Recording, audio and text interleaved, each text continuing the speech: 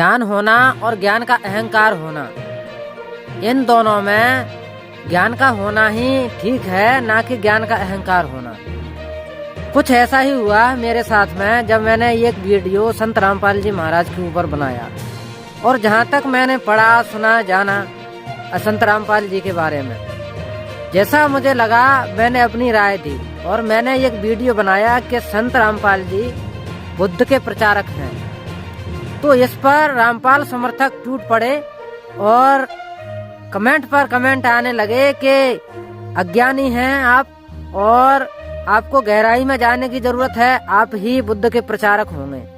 सबसे पहले तो उनको यह जानकारी नहीं है कि बुद्ध कहते किसे हैं। मैं सिद्धार्थ गौतम बुद्ध की बात नहीं कर रहा। जिस भी व्यक्ति को ज्ञान प्राप्त हो जाता है वह व्यक्ति बुद्ध है। बुद्ध का अर्थ होता है ज्ञान संपन्न व्यक्ति। अगर संत रामपाल जी महाराज को ज्ञान हो गया है तो वह भी बुद्ध है, अन्यथा वह भी बुद्ध नहीं है। और अगर तथागत गौतम बुद्ध, सिद्धार्थ गौतम बुद्ध को ज्ञान की प्राप्ति हुई है तो वह बुद्ध है, अन्यथा उससे पहले वह सिद्धार्थ ही थे। लेकिन संत रामपाल समर्थकों में इतना संघर्ष करने की शक्ति नहीं है, इतना विवेचन करने की शक्ति नहीं है कि वह विवेचन कर सकें।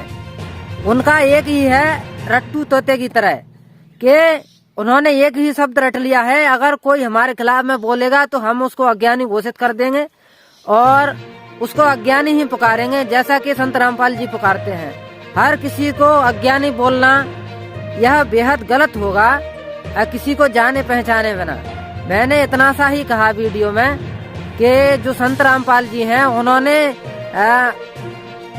तथागत गौतम बुद्ध के लिए या उनके धर्म शास्त्रों के लिए इतना समय दिया ही नहीं जितना कि हिंदू धर्म शास्त्रों को समय उन्होंने दिया, खोलने में, बताने में, विवेचन करने में। अगर इतना विवेचन संत रामपाल जी ने किया होता तो हमें यह वीडियो बनाने की आवश्यकता नहीं होती।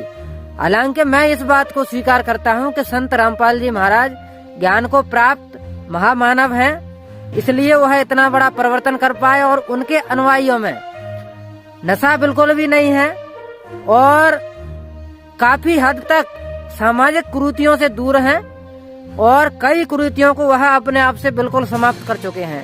लेकिन एक जो सबसे बड़ा विकार है, अहंकार, उस विकार को आज भी संत रामपाल जी महाराज के समर्थक खत्म नहीं कर पा रहे हैं और उन्हें केवल इस बात का ही अहंकार है कि हमारे गुरु हैं, उनको ही ज्ञान है, इनके अलावा किसी को ज्ञान नहीं है पृथ्वी पर, और उन्होंने हमें ज्ञान करा दिया तो हमारे अलावा कोई भी ज्ञानी नहीं है। विचार करने योग्य बात है साथियों के निश्चल दास जी, जिनका जन्म 1791 में हरियाणा के खरखोदा में हुआ था, और इनको जब काशी विद्यापीठ के अध्यापकों ने संस्कृत भाषा पढ़ने, लिखने और बोलने से वंचित कर दिया तो 563 ईस्वी पूर्व, यानी कि आज से लगभग 2,500-3 हजार साल पहले तथागत गौतम बुद्ध ने कितनी परेशानियों का सामना किया होगा इस वर्णवादी व्यवस्था में, ऊंच नीच की व्यवस्था में। परमात्मा अपने बच्चों के साथ रहते हैं। वो महात्मा बुद्ध भी तो उसी भगवान का बालक था, उसकी जान बचा दी ना, मरा उस वहां पर मर जाता, खत्म हो जाना था 60 योग से। एक माई को प्रेरणा करी, उसका मुंह का खीर लगा दी, पहले दिन थोड़ी सी खाई, अगले दिन थोड़ी, फिर खा के उसका शरीर ठीक सा हुआ, स्वस्थ हुआ। तब उसने कहा था starvation could not lead to salvation, भूखा मरण तो भगवान नहीं मिल सकता, आत्मा का कल्याण नहीं। अब कारण क्या था कि उसने कोई गुरु मिला नहीं, तो उस समय वो जो शिक्षा ग्रहण करते थे ब्राह्मण लोग, ये केवल माया जोड़ना उद्देश्य रखते थे। और काशी विद्यापीठ बनारस में जो बच्चा पढ़कर आता था ब्राह्मण का, उसकी बड़ी महिमा होती थी और उसी से सभी अपने धार्मिक अनुष्ठान कराया करते थे, अच्छी दक्षिणा देते थे कि बड़ा अच्छा सदग्रंथों का ज्ञाता। तो उन धर्म गुरुओं का एक उद्देश्य बन गया कि माया घनी कैसे बने। इन्होंने माया इकट्ठा करना ही उद्देश्य मान लिया। एक कड़ौली गांव है खरखोदा तहसील के अंदर, सोनीपत जिले में। कड़ौली गांव का एक जाट था, निश्चल दास नाम था उसका, किसान का लड़का था। उसने जब वो समझण जोगा हुआ 10-12 वर्ष का, तो उसके मन में प्रेरणा हुई कि भी हमारे जितने भी सदग्रंथ वेद गीता पुराण जो भी हैं ये सारे संस्कृत भाषा में हैं और मैं संस्कृत भाषा पढ़ूं। और ये और जो धर्म गुरु हैं ये तो स्वार्थवश इनको पैसे लेते हैं और अटपट में लगा रखा है। मैं सदग्रंथों को पढ़ूंगा, वास्तविक ज्ञान करा करके फिर सच्चा ज्ञान लोगों को बांटूंगा फ्री में। तो इस उद्देश्य से उसने बनारस काशी विद्यापीठ में प्रवेश पाना चाहा शिक्षार्थ। तो उसके सामने एक समस्या आ गई कि वहां केवल ब्राह्मण के लोग बच्चों को ही, ब्राह्मणों के बच्चों को ही प्रवेश मिलता था। साथियों, और संत रामपाल जी महाराज यह भी बताते हैं कि हम जो संघर्ष कर रहे हैं वह आजादी जैसी लड़ाई है। और आजादी किन से? रूढ़वादियों से, जो रूढ़ियों में जकड़े हुए हैं, जो मानव को मानव नहीं समझते। शिक्षा से वंचित कर दिया मानव को, मानव में भेद पैदा कर दिया, जातियां पैदा कर दी, धर्म पैदा कर दिए। और मैं ये नहीं कह रहा कि रामपाल समर्थक गलत हैं या रामपाल जी गलत हैं। मैं इतना बोल रहा हूँ सिर्फ और सिर्फ कि ज्ञान का अहंकार भी अहंकार ही होता है। अहंकार किसी भी चीज का हो वह व्यक्ति को डुबोता है और अहंकार हमें ज्ञान होने ही नहीं देता।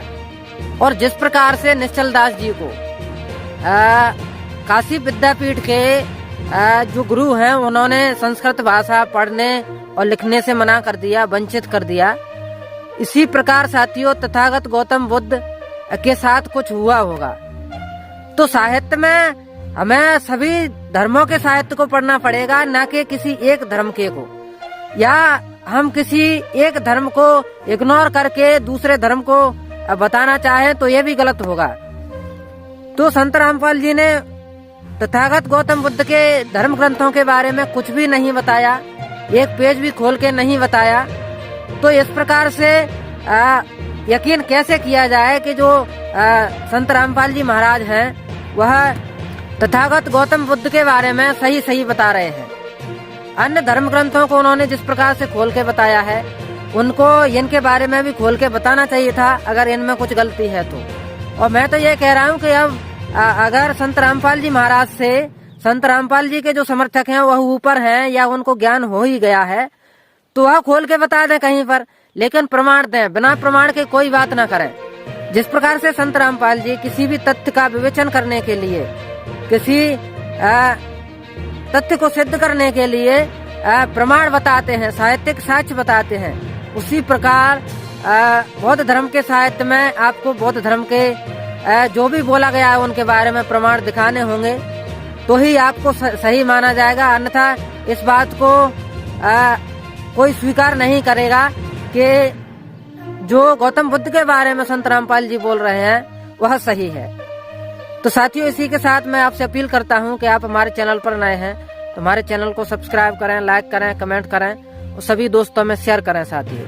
धन्यवाद।